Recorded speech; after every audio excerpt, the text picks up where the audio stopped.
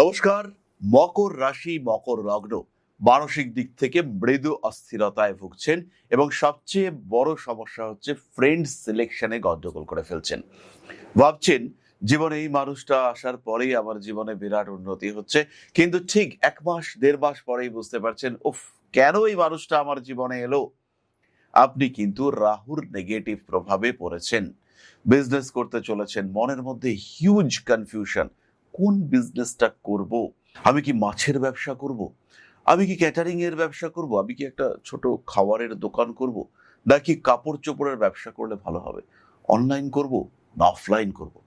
টাকা পয়সা কোন দিক থেকে আসবে? কিছু সাপ্লাই ওরিয়েন্টেড ব্যবসা করব? Huge confusion. আপনার বিভিন্ন দিকে নলেজ রয়েছে। আর যখনই যেই মুহূর্তে আপনি ডিসাইড করলেন যে এবার আমি ব্যবসা করব, ঠিক সেই সময় থেকেই এত অপশনস ক্রিয়েটেড হতে শুরু করলো যে আপনি নিজেই কনফিউজড যে কোন ব্যবসাটা আপনার করা উচিত, কোন ব্যবসাটায় আপনার ইমপ্রুভমেন্ট হবে। সত্যি বিগ কনফিউশন আপনার সামনে, আপনি ডিসাইড করতে পারছেন না কি করা উচিত।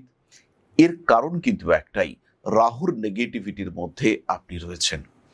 মকর রাশি, মকর লগ্ন, মনের মধ্যে অদ্ভুত ফোবিয়া কাজ করছে। মনে হচ্ছে ঘরে তো আমি একা, কিন্তু তাও ঘরের মধ্যে যেন একটা কারোর অস্তিত্ব আমি উপলব্ধি করতে পারছি। আমার মনে হচ্ছে আমার সঙ্গে কিছু একটা ঘটছে যেটা ঠিক ন্যাচারাল নয়। মনে হচ্ছে কোনো একটা নেগেটিভ এনার্জির মধ্যে আমি আছি।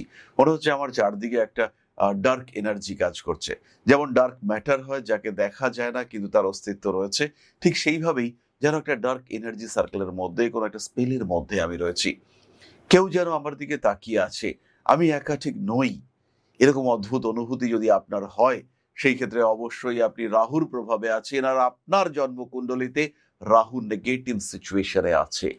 মকর রাশি বা লগ্নের মানুষ কিছুতেই সেভিংস করতে পারছেন না, কিছুতেই মানি ম্যানেজমেন্ট করতে পারছেন না। টাকা ধরে রাখা এটা কিছুতেই যাচ্ছে না। যদি এরকম আপনার সিচুয়েশন হয়, যদি আপনার মনে হয় যে টাকা পয়সার ফ্লো তো আসছিল, কিন্তু কোথায় সেই ফ্লো, সেই টাকা পয়সা আর দেখতে পাওয়া যাচ্ছে না, এরকম যদি সিচুয়েশন হয়, যদি আপনার মনে হয় যে ফিনান্সিয়াল দিক থেকে আপনি ক্রমাগত জড়িয়ে যাচ্ছেন, সেই ক্ষেত্রে অবশ্যই আপনাকে বুঝতে হবে রাহু কিন্তু আপনার জন্মকুণ্ডলিতে পীড়িত অশুভ অবস্থায় রয়েছে এবং সে আপনার কুণ্ডলীর জন্য যথেষ্ট প্রভাব বিস্তারকারী একটি গ্রহ। বারবার পার্টনার সিলেকশনে গন্ডগোল, বারবার স্ট্রিম সিলেকশনে গন্ডগোল, কিছুতেই স্মৃতিশক্তির পূর্ণ সাপোর্ট আপনি পাচ্ছেন না। পড়াশোনা আপনি করেও মনে রাখতে পারছেন না, ঠিক পরীক্ষার হলে পরীক্ষার সময় গিয়ে ভুলে যাচ্ছেন। কারণ কিন্তু একটাই, রাহু আপনার জন্মকুণ্ডলিতে খুব খারাপ অবস্থায় আছে। সেলসের চাকরি করছেন, আপনি প্রচন্ড পরিশ্রম করতে পারেন, প্রচুর যোগাযোগ করছেন, কমিউনিকেশন কানেকশন পারফেক্ট, কিন্তু শেষ মুহূর্তে গিয়ে ডিল ফাইনাল হওয়া সেটা কিন্তু হচ্ছে না। কারণ এক্ষেত্রে একটাই, রাহু কিন্তু আপনার জন্মকুণ্ডলিতে বেশ পীড়িত অবস্থায় রয়েছে।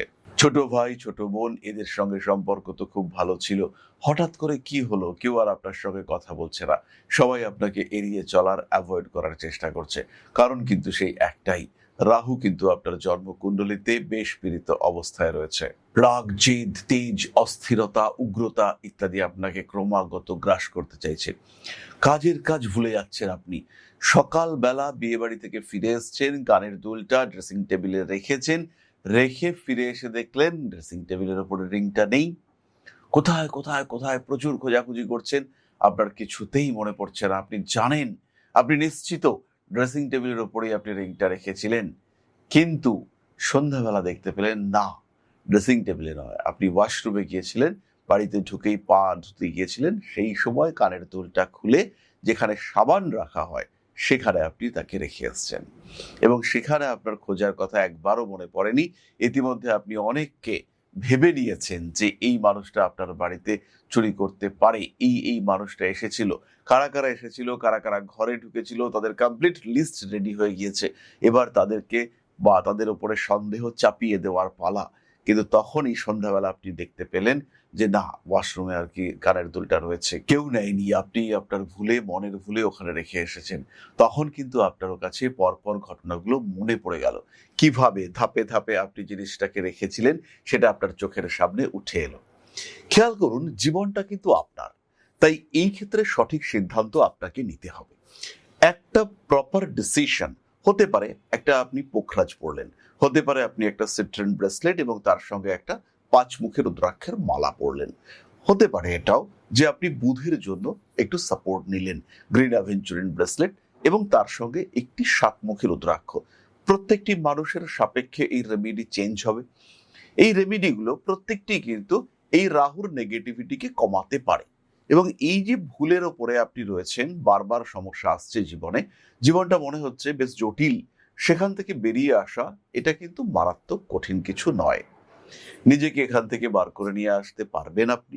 নিজের জীবনের সমস্যাগুলো থেকে নিজেকে ফ্রি করবার সুযোগ সেটা আপনার সামনে আসতে পারে। খুব সহজেই আপনি এই জটিলতাগুলো থেকে নিজেকে বার করে নিয়ে আসতে পারেন। তাহলে নিজেকে ভালো রাখার জন্য কিছু সিদ্ধান্ত আপনাকে নিতে হবে। এক্ষেত্রে আপনি জ্যোতিষ বন্ধুর পরামর্শ নিতে পারেন, নিজে জ্যোতিষ শিখতে পারেন। জ্যোতিষ কিন্তু একটা রাস্তা বা জ্যোতিষ একটা প্রপার ওয়ে, যে ওয়েতে আপনি আপনার জীবনকে সুন্দর করে তুলতে পারবেন। একটা সিস্টেম যার মাধ্যমে আপনার জীবনের একটা টাইম ফ্রেমিং, একটা গ্রাফ আপনি তৈরি করতে পারবেন, যে এই সময় আমি উঠবো, এই সময় আমাকে নামতে হবে, এই সময় মাথা ঠান্ডা রাখতে হবে, এটা প্রতিবাদের সময়। এই টাইম ফ্রেমিং গুলো যখন আপনি ক্যালকুলেট করতে পারবেন তখন জীবন একটু সহজ হবে। আমি বলবো না যে আপনার জীবনের কঠিন ঘটনাগুলিকে সব আপনি এড়িয়ে যেতে পারবেন, আমরা কেউ পারি না, কিন্তু কিছুটা নিজেকে প্রস্তুত রাখা, তার পরের ধাপের জন্য তৈরি করা, এগুলো কিন্তু করা যেতে পারে।